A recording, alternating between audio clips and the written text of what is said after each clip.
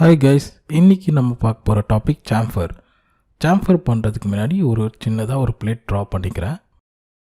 Plate draw பண்ணதுக்கப்புறம் ஒரு particular node மட்டும் யூஸ் பண்ணிவிட்டு உங்களுக்கு எல்லா டைப் ஆஃப் சாம்பரும் எக்ஸ்பிளைன் பண்ண போகிறேன். ஸோ நம்ம பர்டிகுலரான ஒரு நோடு செலக்ட் பண்ணிக்கிட்டோம். செலக்ட் பண்ணும்போது ரைட் சைடில் உங்களுக்கு சாம்ஃபரோட ப்ராப்பர்ட்டிஸ் எல்லாமே வரும். இதில் நீங்கள் ட்ராப் டவுன் கொடுத்தீங்கன்னா உங்களுக்கு என்ன டைப் ஆஃப் சாம்ஃபர் அவைலபிளாக இருக்குதோ அது எல்லா லிஸ்ட்டுமே வந்துடும். நான் இப்போ ஒரு லைன் சாம்ஃபர் எடுத்துக்கிறேன். இதில் ஒரு டிஸ்டன்ஸ் கொடுக்குறேன், பர்டிகுலராக ஒரு 50 டிஸ்டன்ஸ் கொடுக்குறேன். X direction and Y direction கொடுக்குறேன்.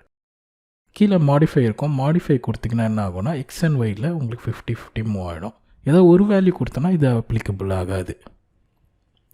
ஸோ இப்போ டிஎக்ஸ் டிZ2ன்றது என்னென்னா டிZ1ன்றது டாப் திக்னஸ், டிZ2ன்றது பாட்டம் திக்னஸ். ஸோ நான் ஒரு வேல்யூ கொடுக்கும்போது என்ன ஆகுனா டாப்லேருந்து ஒரு சர்டன் திக்னஸ் இன்க்ரீஸ் ஆகிடுச்சு.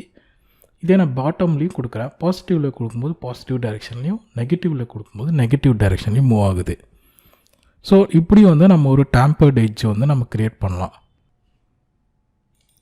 அடுத்ததாக நம்ம ரவுண்டிங் எட்ஜ் பார்க்கலாம்.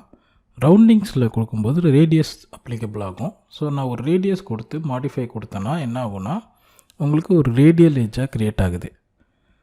ஸோ இதில் அடுத்து மறுபடியும் நான் அந்த கார்னர் பாயிண்ட் பிடிக்கிறேன். கொடுத்துட்டு அடுத்த ஆப்ஷன்ஸ் நம்ம பார்க்கலாம். அடுத்த ஆப்ஷன்ஸ் என்ன இருக்குன்னா ஆர்க் இருக்குது.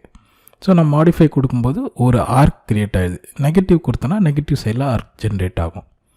ஆர்க் பாயிண்ட் கொடுக்கும்போது என்ன ஆகும்னா 2 நோட் பாயிண்ட்டுக்கும் 3வது பாயிண்ட்டுக்கும் ஒரு ஆர்க் ட்ரா ஆகும். ஸோ நம்மளுக்கு இந்த மாதிரி ஒரு பெரிய ஒரு ஆர்க் க்ரியேட் ஆகிடுச்சு. அடுத்தது ஸ்கொயர் ஆப்ஷன். ஸ்கொயர் ஆப்ஷன் கொடுக்கும்போது நான் ஸ்கொயரில் ஒரு கட் விழும். இதே நான் நெகட்டிவ் கொடுத்தேன்னா நெகட்டிவ் சைடில் வரும்.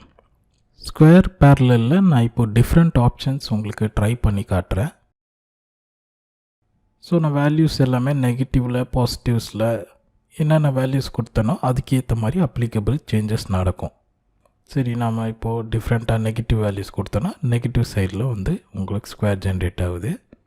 சரி, இப்போ நான் எல்லாமே நார்மல் ஆக்கிடுறேன்.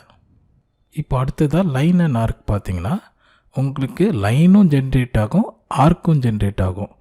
இதில் பார்த்தீங்கன்னா ஆர்க் ரேடியஸ் அதிகமாக இருக்கிறதுனால உங்களுக்கு ஆர்க் ஜென்ரேட் ஆகலை. கம்மியாக கொடுக்கும்போது ஜென்ரேட் ஆகிடும். Thank you guys.